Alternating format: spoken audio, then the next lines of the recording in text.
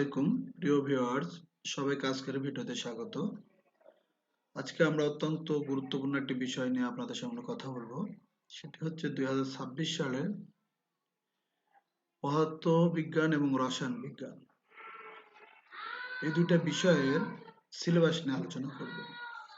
তো প্রথমে আমি পদার্থবিজ্ঞান বিষয়ে 2026 সালে কয়টা অধ্যায় থাকবে সেটা নিয়ে কথা বলবো। পদার্থবিজ্ঞান বইয়ে আমাদের বইয়ে 14টি অধ্যায় আছে। এর মধ্যে এখানে 2026 সালে সিলেকশন করা হয়েছে হচ্ছে 7টি অধ্যায়। প্রথম অধ্যায় ভৌত রাশি এবং তাদের পরিমাপ, দ্বিতীয় অধ্যায় গতি, তৃতীয় অধ্যায় বল, চতুর্থ অধ্যায় কাজ, ক্ষমতা ও শক্তি, সপ্তম অধ্যায় তরঙ্গ, শব্দ, অষ্টম অধ্যায় আলোর প্রতিফলন এবং দশম অধ্যায় স্থির বিদ্যুৎ। এই 7টি অধ্যায় মিলে আমাদের 2026 সালের এইচএসসি পরীক্ষা অনুষ্ঠিত হবে।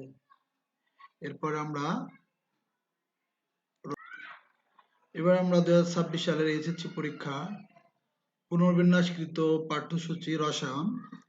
এখানে আমাদের প্রথমে আছে তৃতীয় অধ্যায় পদার্থের গঠন। প্রথম এবং দ্বিতীয় নয়, কিন্তু রসায়নের ক্ষেত্রে কোন অধ্যায় আছে? তৃতীয় অধ্যায় পদার্থের গঠন। চতুর্থ অধ্যায় পর্যায় সারণী,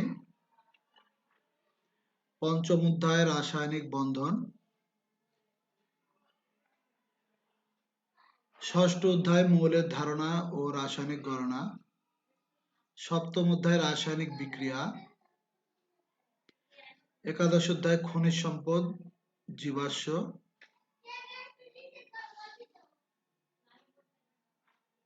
এ হচ্ছে আমাদের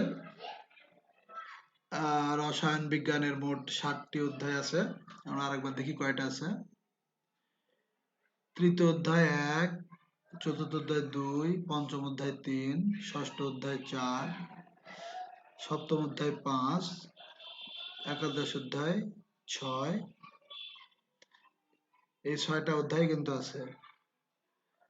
তো প্রিয় ভিউয়ার্স, আমরা পদার্থ এবং রসায়ন বিজ্ঞানের পাঠ্যসূচি দেখলাম। এই কয়টা অধ্যায় যদি আমরা সুন্দরভাবে কমপ্লিট করতে পারি, তাহলে আমরা 2026 সালে এসএসসি পরীক্ষা সুন্দরভাবে দিতে পারবো।